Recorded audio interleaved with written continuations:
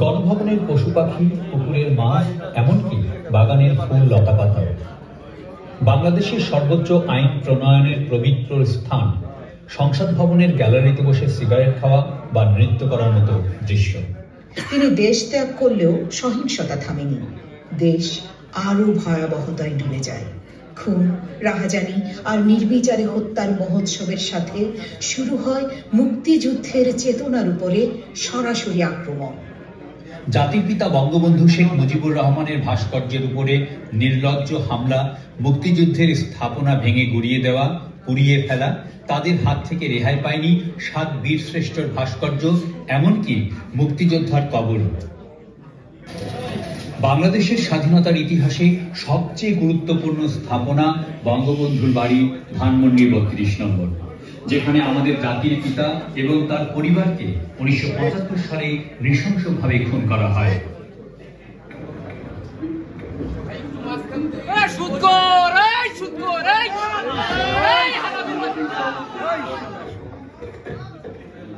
See what's happening.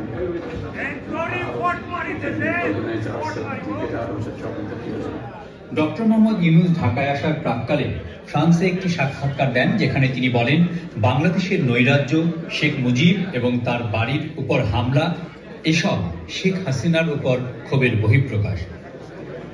৮ই August ২০২৪ Nobel laureate doctor Muhammad Yunus ঢাকায় অবতরণ করলেন বীরের বেশে।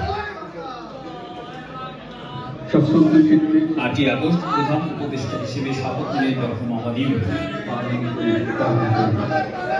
সরকার গঠন করলেন তার পরিণত কয়েকজন ইঞ্জিনিয়ারকর্মী, আন্দোলনে নেতৃত্ব দেওয়া ২ জন ছাত্র এবং ঢাকা বিশ্ববিদ্যালয়ের শিক্ষক আসিফ নজরুল।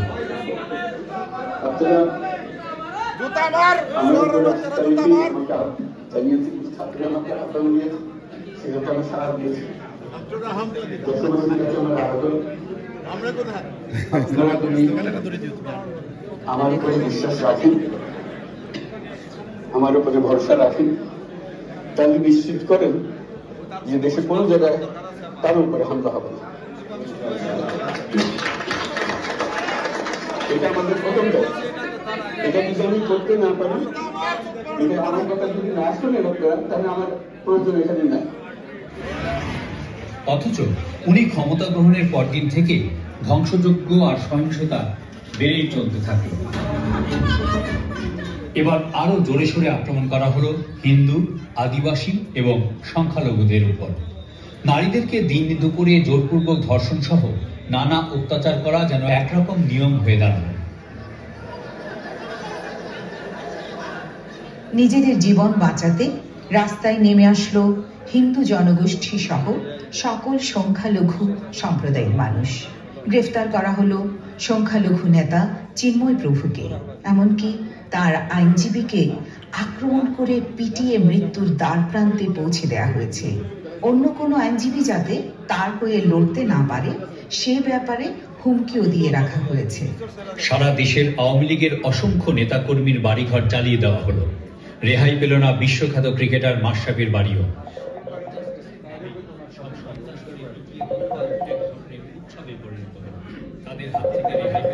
পাগল ও তোফাজ্জল রাজশাহীতে মাসুদ। ধারণা করা হয় ৫ আগস্টের পর থেকে এখন পর্যন্ত প্রায় ৫,০০০ মানুষকে হত্যা করা হয়েছে এবং ১০,০০০-এর বেশি আওয়ামী লীগ কর্মী এবং সংখ্যালঘুদের উপর আঘাত হানা হয়েছে। সমস্ত শিক্ষা প্রতিষ্ঠান, কলেজ, বিশ্ববিদ্যালয়, এমনকি মাধ্যমিক বিদ্যালয়ের সংখ্যালঘু ও আওয়ামী লীগ সমর্থিত শিক্ষকদের মবের মাধ্যমে জোর করে পদত্যাগে বাধ্য করতে সরকার প্রত্যক্ষভাবে সহায়তা করেছে। মব জাস্টিসের নামে সন্ত্রাস করে পিটিয়ে হত্যা এক ধরনের উৎসবে পরিণত হলো। ধারণা করা হয় ৫ আগস্টের পর থেকে এখন পর্যন্ত প্রায় ৫,০০০ মানুষকে হত্যা করা হয়েছে এবং ১০,০০০-এর বেশি আওয়ামী লীগ কর্মী এবং সংখ্যালঘুদের উপর আঘাত হানা হয়েছে। আদালতের বিচারকদের তাড়িয়ে দিয়ে নিজেদের অনুগত লোকজনদের বসিয়ে বিচারের নামে নির্দোষ মানুষদের দিনের পর দিন কারাগারে পোড়া হচ্ছে। বিনা অপরাধে গ্রেপ্তার করে জেলে নেওয়া হলো ঘাতক দালাল নির্মূল কমিটির নেতা শাহরিয়ার কবিরকে। গ্রেপ্তার হলেন সংস্কৃত কর্মী আসাদুজ্জামান নূর, শমী কায়সার, ডাক্তার দীপুমণি, আনিসুল হক সহ অসংখ্য আওয়ামী লীগ নেতাকর্মী। আদালতে পুলিশ এবং আইন শৃঙ্খলা রক্ষাকারী বাহিনীর সামনেই বর্বরোচিত হামলা করা হলো তাদের উপর। গ্রেফতারের শিকার হলেন সাংবাদিক শ্যামল দত্ত, মোজাম্মেল বাবু, ফারজানা রূপা, শাকিল আহমেদ সহ আরো অনেকে। 2004 সালে আওয়ামী লীগের জনসভায় গ্রেনেড হামলা মামলা থেকে সকল আসামিদের নিঃশর্ত মুক্তি দেওয়া হয়েছে।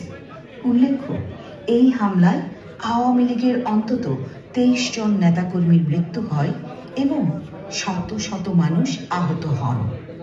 আওয়ামী লীগের সভানেত্রী শেখ হাসিনা কোনো রকমে প্রাণে বেঁচে যান।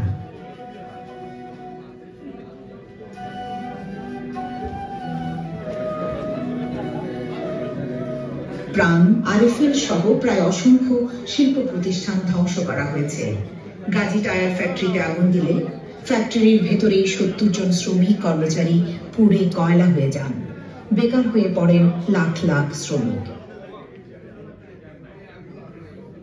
ভাই সবজির দাম তো 80 নিচে দেখি না, আর যেগুলো খাই না তাই 80 টাকা। শাক সবজি তরকারি সবার দাম বেশি। এই ব্যাগ নিয়ে ঘুরতেছি, কেনার সাহস পাইতেছি না। কেজিতে মনে করেন আপনার অন্যান্য দিনের তুলনায় মনে করেন নিরাপত্তা নেই। দ্রব্যমূল্যের অবস্থা এমনই ঊর্ধ্বে যে মানুষ না খেয়ে মরার দশা। ভয়ের রাজত্ব তৈরি করে সকল মিডিয়ার মুখ বন্ধ করে দেওয়া হয়েছে। তাদের হাত থেকে প্রবাসী সাংবাদিকরাও রেহাই পায়নি।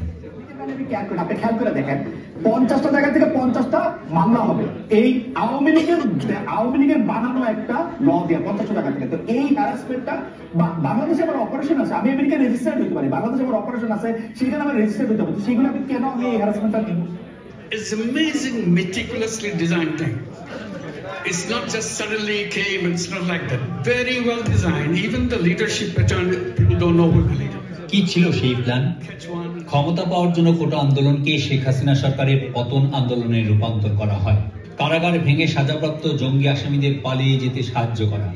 কিলার আব্বাস, ফ্রিডম রাসু, সুইডেন আসলাম সহ সাজাপ্রাপ্ত মৃত্যুদণ্ডপ্রাপ্ত ভয়ঙ্কর আসামিদের জেল থেকে ছেড়ে দিয়ে সন্ত্রাস, হত্যা আর থানা আক্রমণ করে হাজার হাজার অস্ত্র লুটপাট করা হয়। যে সকল অস্ত্র ব্যবহার করা হয়েছে সাধারণ মানুষ ও ছাত্রদের হত্যায়। শান্তিপূর্ণ আন্দোলনে গুলি চালালো কারা?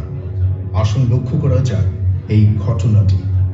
প্রিয় দর্শক, একটু মনোযোগ দিয়ে দেখুন। ঘটনাস্থল ছেড়ে চলে যাচ্ছে পুলিশ। পুলিশকে লক্ষ্য করে ইট পাটকেল মারছে আন্দোলনকারীরা। হঠাৎ করে একটা গুলি, একটাই গুলি, লুটিয়ে পড়ল একজন। অবশ্যই আমরা এটাকে বিপ্লব বলছি কিংবা গণপ্রস্থান যাই বলেন না কেন, এটা কিন্তু কোনো সাংবিধানিক নিয়ম মেনে হয়নি, কোনো আইন মেনে হয়নি। আইন যদি মানতে যেতাম তাহলে কিন্তু এই বিপ্লবগুলো হতো না।